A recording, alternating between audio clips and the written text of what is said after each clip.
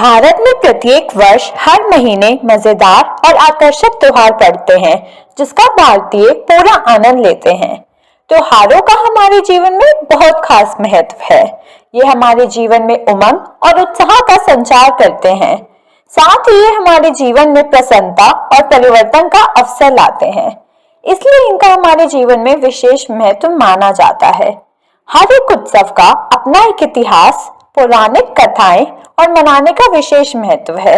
हमारे भारत देश को अगर पर्व और त्योहारों का देश कहा जाए तो गलत नहीं होगा, क्योंकि जितने त्योहार हमारे देश में मनाए जाते हैं उतने शायद ही किसी और देश में मनाए जाते होंगे। भारत अनेकता में एकता का देश है। हमारे देश में ऐसे कई पर्व हैं जिन्हें लोग बड़े ही उत्साह पूर्वक मनाते हैं। हर राज्य के साथ यहाँ के पर्व और कॉस्ट्यूम्स अलग हैं, और आज हम देखने जा रहे हैं भारत के इन्हीं रंगीले त्योहारों को।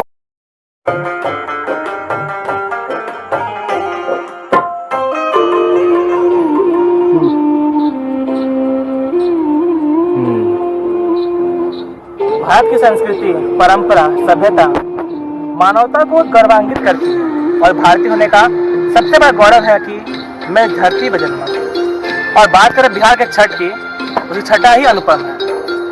कहते हैं ना, बिहारी का गौरव, सम्मान और उसका संपूर्ण जीवन यही महापर्व है, ये नदी है। छठ ना संप्रदाय देखता है, ना धर्म, ना जाति, ना किसी प्रकार का भेद, ना गोरे ना काले। छठी मैया सबकी होती है। ये महापर्व एकता में अनेकता का संदेश देता है, अहिंसा का सूचक है। और ये सूर्य, ये गंगा और मैं छठी मैया प्रेम के सूचक है।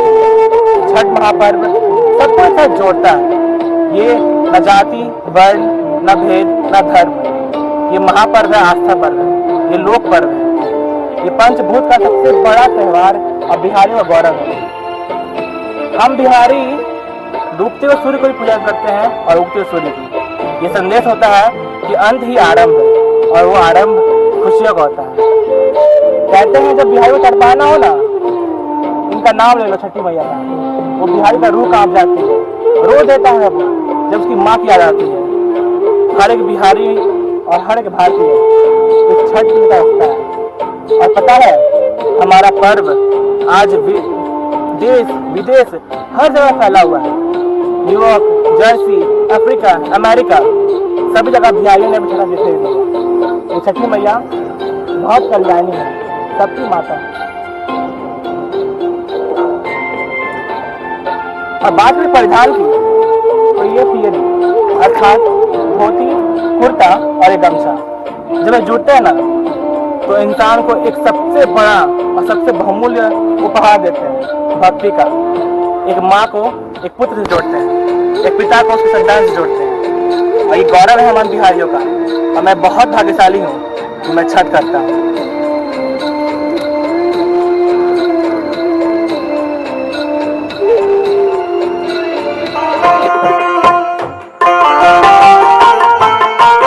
ঢাক বাজা, কাসর বাজা, উলু দেয়ার শাখ বাজা, বছর পরে আবার এলো মাঝে।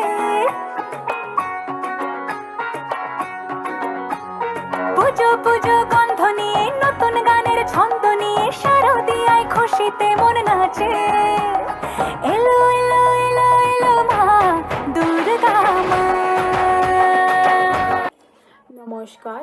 पूर्वी भारत की हुगली नदी के किनारे बसा कोलकाता शहर हर साल दुर्गा पूजा का एक अनोखा धार्मिक और सांस्कृतिक अनुभव देता है। दुर्गा दुर्गा, घर की महिलाओं की ये एकजुट आवाज धनुची की खुशबू और ढक की ताल के साथ पूरी कोलकाता की सड़कों को भर देती है। पूजा खत्म होने के बाद भी शुभ मानी जाने वाली उलू ध्वनि सड़कों पर गूंजती रहती है। अश्विन महीने में मनाई जाने वाली दुर्गा पूजा, जिसे दुर्गोत्सव, अकाल पूजन जैसे कई नामों से जाना जाता है, जो कि एक नारी शक्ति का प्रतीक है। देवी भागवत के अनुसार ब्रह्मा, विष्णु और शिव ने अपनी ऊर्जा को एकजुट करके देवी दुर्गा को रूप दिया, जिन्होंने महिषासुर नामक एक राक्षस का वध 10 दिन के युद्ध के बाद किया, जिसके बाद उनका नाम महिषासुरमर्दिनी पड़ गया। देवी की उत्पत्ति का उल्लेख रामायण और महाभारत में भी देखने को मिलता है। दुर्गा पूजा 10 दिन तक मनाई जाती है और इससे जुड़े कई रीति रिवाज भी हैं। पितृपक्ष श्राद्ध खत्म होने के साथ ही दुर्गा पूजा की शुरुआत होती है। महालय वह पहला दिन है जिस दिन देवी को पृथ्वी पर आमंत्रित किया जाता है। माना जाता है देवी दुर्गा अकेली नहीं आती, वह अपने 4 बच्चे यानी गणेश, कार्तिकेय, लक्ष्मी और सरस्वती के साथ आती है। इस दिन कारीगर दुर्गा माँ की मूर्ति पर आंखें बनाकर चौकीदार नामक रिवाज को पूरा करते हैं। इस दिन आपको हर बंगाली घर में टीवी या रेडियो पर चंडी पाठ सुनने को जरूर मिलेगा। छठा दिन या छठवीं को देवी को गणेश, कार्तिकेय, लक्ष्मी और सरस्वती के साथ पंडाल में लाया जाता है। उसके बाद शाम को अकाल बोधन होता है जिसमें देवी का आह्वान करके उनको जगाया जाता है। इसके बाद उनके ढके हुए चेहरे को भी हटा दिया जाता है। सप्तमी या 7वें दिन की शुरुआत सूरज निकलने से पहले होती है। इस दिन कोला बहू यानी केले की दुल्हन, जिसे गणेश की पत्नी माना जाता है, उसका नव पत्रिका स्नान होता है। इसे 9 और पौधों के साथ बांध के दुल्हन के रूप में मंत्र उच्चारण के साथ नदी में स्नान करवा के साड़ी पहना के गणेश की दाहिनी ओर रख दिया जाता है। 8वें दिन यानी अष्टमी के दिन सभी पुरुष नए खरीदे गए कुर्ते और सभी स्त्रियां साड़ी के साथ मेल खाती हुई भारी गहने, माथे पे सिंदूर और बिंदी के साथ चूड़ियों के साथ अन्य श्रृंगार करती हैं। जैसे जैसे दिन सौंधी आरती यानी शाम की आरती के निकट आता है, सड़कों पर भीड़ बढ़ती चली जाती है। इस दिन अलग अलग रंग के झंडे के साथ 9 छोटे बर्तनों को देवी के रूप में पूजा जाता है। इसके बाद देवी के चरणों में पुष्पांजलि अर्पित की जाती है, जिसके बाद कुमारी यानी कन्या पूजन किया जाता है। इस दिन देवी की पूजा चंडी रूप में की जाती है, क्योंकि उन्होंने चंडी रूप धारण करके चंडमुंड नामक 2 राक्षसों को मारा था। सौंधी पूजा आरती में 108 दीप जलाए जाते हैं, जिसके बाद भोग लोगों में बांट दिया जाता है। 9वें दिन या नवमी को देवी को प्रसन्न करने के लिए बलि देने की परंपरा है। होम यानी कि अग्नि यज्ञ, जिसमें वैदिक और तांत्रिक क्रिया की जाती हैं। इसकी समापन आरती के साथ धनुची नाच यानी इस तरह की धनुची में नारियल के छिलकों के साथ धूप जलाकर नृत्य किया जाता है। 10वें दिन को विजयदशमी के रूप में मनाया जाता है। माना जाता है इस दिन देवी अपने घर कैलाश वापस लौट जाती हैं। इस दिन सिंदूर खेला किया जाता है। इसमें सभी विवाहित महिला देवी को सिंदूर लगा के विदाई देती हैं और इसके बाद एक दूसरे को भी सिंदूर लगाकर देवी से अपने परिवार की शांति के लिए कामना करती हैं। लाल पाड़ सदा साड़ी यानी गहरे रंग की लाल किनारी वाली सफ़ेद साड़ी इस दिन पहनी जाती है। इसके बाद मूर्ति का विसर्जन करके दुर्गा पूजा का समापन समारोह होता है, जिसके बाद आंखों में आंसू लिए लोग अपने दिलों में दुर्गा माँ को बसा के अपने घर लौट जाते हैं।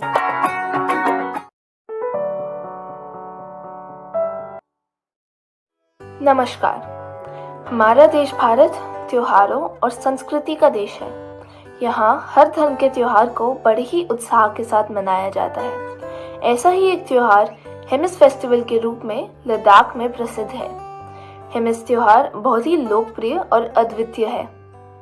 ऐसा माना जाता है कि इंसान अनेकों बार अपने चेहरे पर एक मुखौटा ओढ़ लेता है, शायद अपने असली मनोभाव या असली पहचान छुपाने के लिए।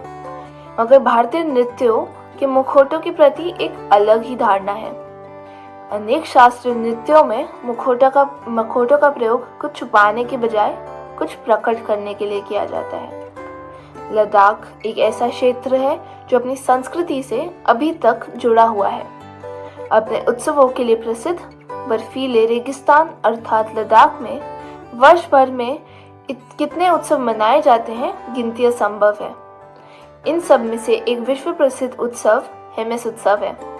हेमिस त्योहार लेह से लगभग 45 किलोमीटर दूर हेमिस मठ के ही परिसर में हर साल बौद्धिक कैलेंडर के अनुसार 5वें महीने में मनाया जाता है, जो कि आमतौर से जुलाई का महीना पड़ता है। हेमिस महोत्सव गुरु पद्मासंभव के जन्मदिन के रूप में मनाया जाता है।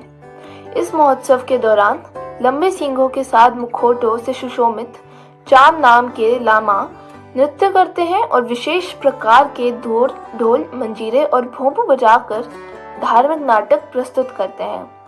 हेमिस त्योहार के माध्यम से हस्तकला व अन्य कला प्रदर्शन का प्रसार होता है, जिससे कि हम अपनी संस्कृति से सदा जुड़े रहें और उसके महत्व को कभी ना भूलें। धन्यवाद। आइए देखते हैं हेमिस महोत्सव लद्दाख में कैसे मनाया जाता है।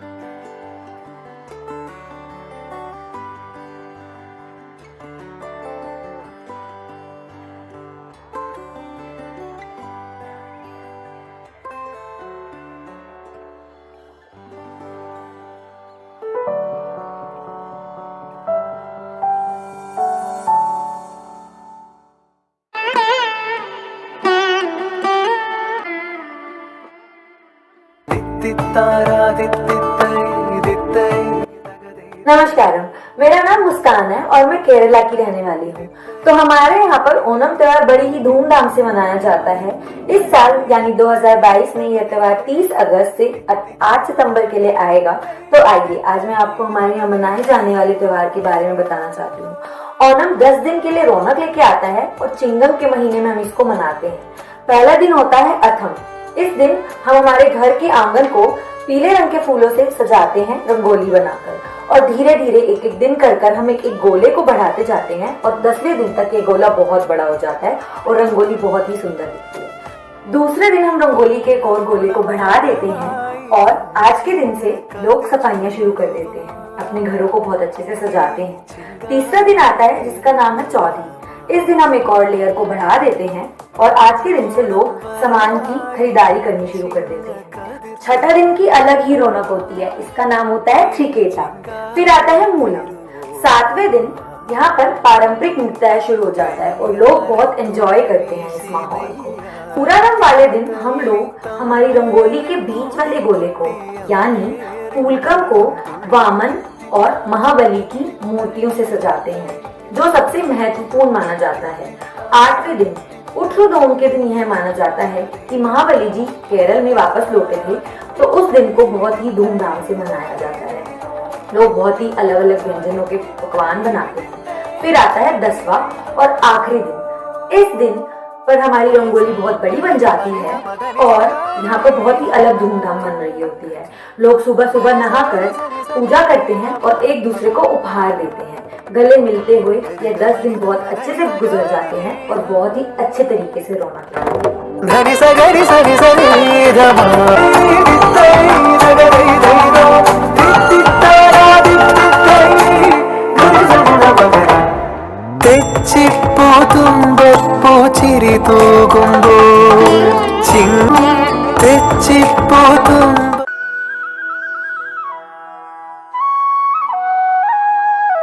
नमस्कार दोस्तों, आज मैं आपको बिहू त्योहार के बारे में बताने जा रहा हूँ, जो कि असम में बड़ी धूमधाम से मनाया जाता है। बिहू असम में मनाया जाने वाला एक कृषि प्रधान त्योहार है। यह 3 तरीके से मनाया जाता है। पहला बोहाग बिहू, दूसरा कोंगाली बिहू और तीसरा भोगाली बिहू। तो चलिए पहले बात करते हैं बोहाग बिहू के बारे में। यह बसंत ऋतु में मनाया जाता है। इस दिन रिश्तेदार एक दूसरे को गमछा, स्नैक्स और गामूसास गिफ्ट करते हैं। गमछा एक तरीके का कपड़ा है और ये असमीज का न्यू ईयर भी कहा जाता है। इस दिन किसान अपने खेतों में जाके गाय बैलों की पूजा करते हैं, क्योंकि वे कृषि में अत्यधिक काम आते हैं, इसलिए उनकी पूजा करनी आवश्यक होती है। इस दिन वह अपनी गाय भैंसों को नहलाते हैं, सींगों में तेल लगाते हैं, फूलों से सजाते हैं और पोखर पे जाके छोड़ देते हैं। अगला आता है कोंगाली बिहू। यह शरद ऋतु में मनाया जाता है। इस दिन लोग अपने खेतों में दिए जलाते हैं और भगवान से प्रार्थना करते हैं कि हे भगवान, हमारी फसल अच्छी हो, क्योंकि इस टाइम रिसोर्सेज कम होते हैं और फसल आदि खड़ी होती है खेतों में। इसके बाद आता है भोगाली बिहू या माघ बिहू भी इसे कहा जाता है।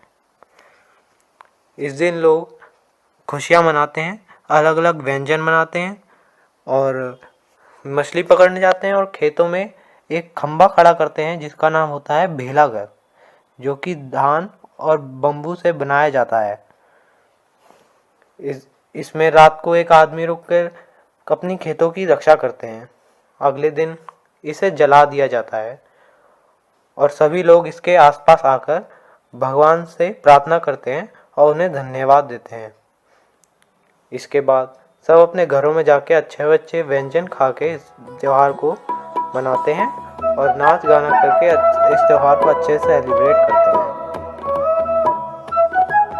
इस दिन महिलाएं मेखाला चादर पहनती हैं, साथ में वे ज्वेलरी और अपने बालों में फूलों को भी लगाती हैं ताकि वे अपने वेशभूषा को एक रंगीन अंदाज दे सकें। इस दिन पुरुष धोती कुर्ता पहनते हैं और गमछे को भी अपने सर पे लपेटते हैं। कभी कभार वह गमछे को अपनी कमर पर भी लपेटते हैं ताकि अपनी वेशभूषा को एक अलग ढंग दे सकें। इस त्योहार से हमें यह पता चलता है कि असमीज खाली खुशियों को ही सेलिब्रेट नहीं करते, वह दुखों को भी उसी प्रकार सेलिब्रेट करते हैं। लोहड़ी का त्योहार फसल की कटाई और बुआई के तौर पर मनाया जाता है। ये त्योहार पोष माह की आखिरी रात पर मनाया जाता है।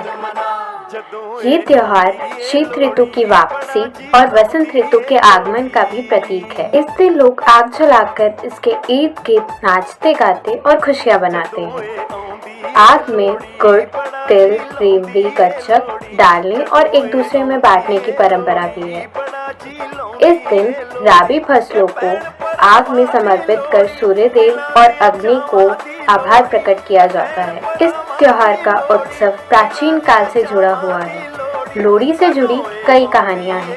कुछ लोगों द्वारा इसका संबंध श्री कृष्ण से है, जबकि समाज के कुछ अन्य वर्ग इसके अस्तित्व को माता सती से जोड़ते हैं। सभी कहानियों में सबसे प्रसिद्ध है धूला भट्टी की लोहड़ी कथा। मान्यता है कि मुगल काल में अकबर के समय धूला भट्टी नाम का एक व्यक्ति पंजाब में रहा करता था। उस समय शहर के अमीर लोग व्यापारी सामान की जगह शहर की लड़कियों को बेचा करते थे। तब धूला भट्टी ने उन लड़कियों को बचाया था। तब से हर साल लोहड़ी के पर्व पर धूला भट्टी की कहानी सुनाने की परंपरा चली आ रही है। इस प्रकार लोहड़ी के त्योहार का अपना अलग अलग महत्व है और इसे बड़ी ही धूमधाम से पूरे उत्तर भारत में मनाया जाता है, विशेषकर हरियाणा, पंजाब और दिल्ली में। लोहड़ी के दिन बच्चे पॉपकॉर्न, मूंगफली, रेवड़ी, गच्चक लेने के लिए प्रत्येक दरवाजे पर दस्तक देते हैं और साथ ही साथ लोहड़ी के लोकगीत भी गाते हुए दिखाई देते हैं। रात में अलाव बनाया जाता है, जिसमें कुछ क्षेत्रों में लोहड़ी देवी की छवि शामिल होती है। अलाव जलाने के लिए लकड़ी और गाय के गोबर का इस्तेमाल किया जाता है, जिसके बाद लोहड़ी में इकट्ठे किए गए सामान को पवित्र अग्नि में समर्पित किया जाता है। इसके बाद सांस्कृतिक नृत्य, भंगड़ा और गिद्धा भी किया जाता है। ये कार्यक्रम तब तक जारी रहता है जब तक अलाव की लौ बुझ नहीं जाती। मक्के दी रोटी, सरसों दा साग पारंपरिक पंजाबी व्यंजन त्योहार की रात खाने की शोभा बढ़ाते हैं। लोहड़ी के दिन महिलाएं भारी गहनों के साथ पटियाला सलवार सूट और फुलकारी पहनती हैं। साथ ही साथ इस दिन परांदी और एक पारंपरिक टीका लगाने का भी रिवाज है। लोहड़ी का एक बहुत ही प्रसिद्ध गीत है जो हर साल लोहड़ी पर गाया जाता है, जिसके बिना लोहड़ी अधूरी मानी जाती है, जो कि है सुंदरी मुंदरी। सुंदरी मुंदरी हो तेरा कौन बेचारा हो, धूला भट्टी वाला हो, धुले की धी व्याई हो, शेर शक्कर पाई हो, कुड़ीदा लाल पटारा हो, कुड़ीदा सालू पाटा हो, चाचा झोरी कुट्टी हो, असी भी एक न लुट्टी हो, गिन गिन भोले आए हो, एक भोला रह गया सिपाही फड़ के ले गया। रब दे सबब नाल होया साडा मेले, रब दे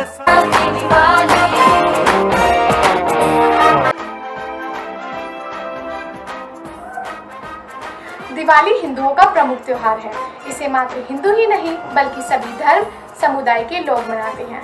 दिवाली, जिसे दीपावली भी कहा जाता है, संस्कृत के दो शब्दों से बनी है, दीप जमा में आवली। दीप का मतलब है दीपक और आवली का अर्थ है श्रृंखला, अर्थात दीपों की श्रृंखला। यह त्योहार कार्तिक मास की अमावस को मनाया जाता है। कहा जाता है कि इस दिन भगवान श्री राम सीता माँ और अपने भाई लक्ष्मण के साथ 14 वर्ष का वनवास काटकर अयोध्या वापस लौटे थे। अमावस के कारण बहुत ज्यादा अंधेरा था, इसीलिए अयोध्या वासियों ने उनके आने की खुशी में दियों से उनके लिए जगमग किया। दिवाली आने से कुछ दिन पहले ही लोग अपने घरों में साफ सफाई करना शुरू कर देते हैं, क्योंकि लोगों का ऐसा मानना है कि लक्ष्मी माँ उन्हीं के घर पधारती है जिनके घर साफ सुथरे होते हैं। दिवाली के दिन रात को सभी लोग मिलकर पूजा करते हैं। बच्चे रात को पटाखे जलाते हैं। दोस्त रिश्तेदार एक दूसरे को मिठाइयों का आदान प्रदान करते हैं। आज के दिन सभी लोग नए साफ सुथरे व पारंपरिक कपड़े पहनते हैं। दिवाली के त्योहार को बड़े हर्षोल्लास के साथ मनाया जाता है। आज के दिन सभी लोग अपनी बुराइयों को त्याग कर अच्छाई अपनाते हैं। धन्यवाद।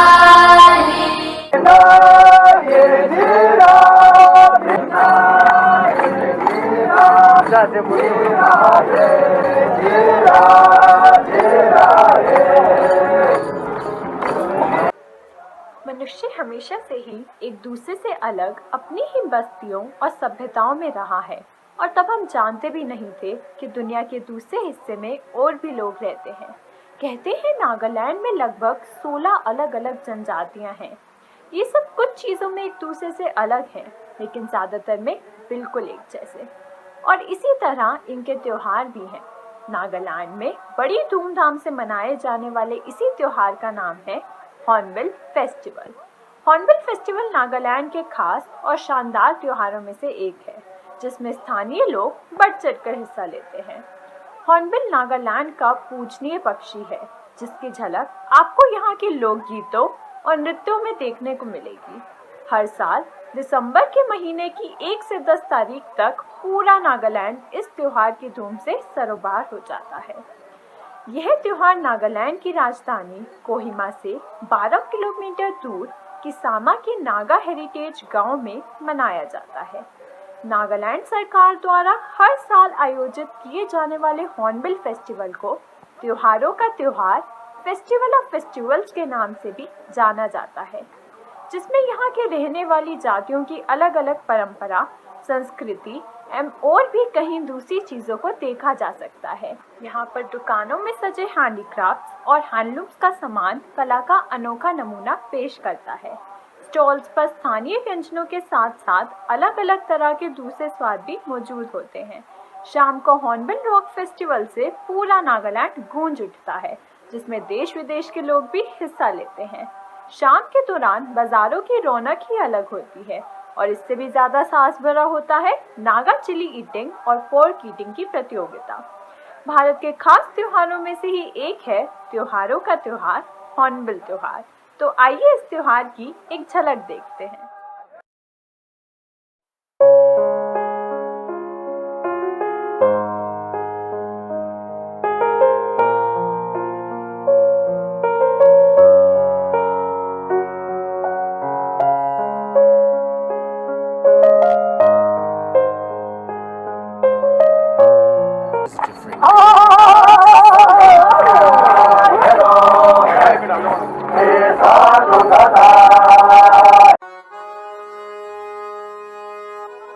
होली का त्योहार भारतीय त्योहारों में से एक प्रमुख तथा प्रसिद्ध त्योहार है। यह त्योहार अधिकतर भारतीय और नेपाली लोगों के बीच ही मनाया जाता है।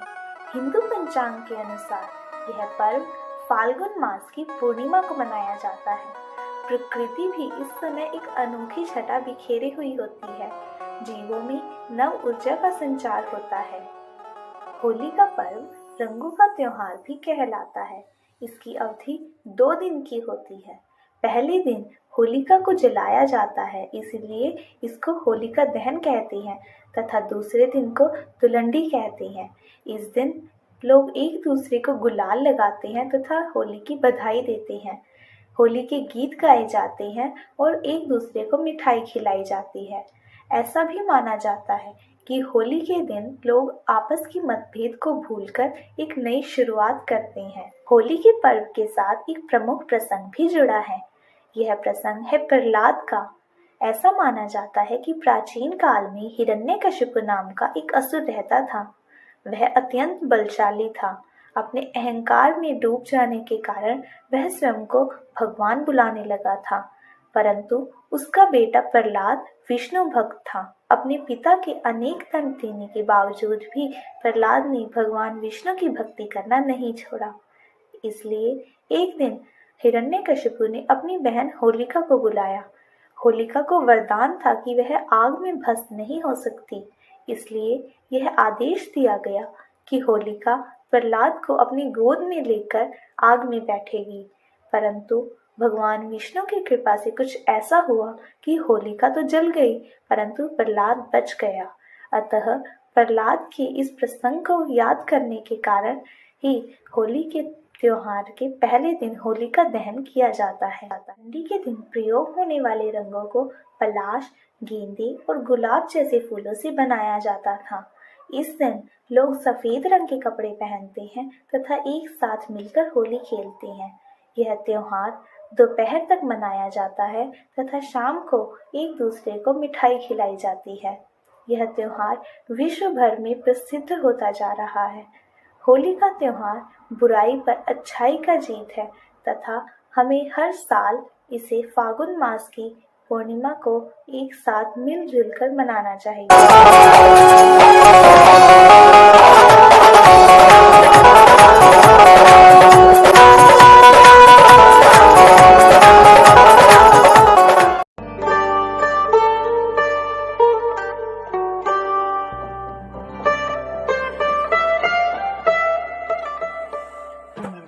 भारत एक ऐसा देश, न जाने यहाँ कितनी ही संस्कृतियां बसती है और न जाने हम उनके हर साल कितने ही त्योहार मनाते हैं। उसमें से एक त्योहार आता है ईद, जिसे हम हर साल बड़े ही धूमधाम से मनाते हैं। ईद साल में 2 बार आती है, एक होता है ईद उल फितर और एक होता है ईद उल जुमा।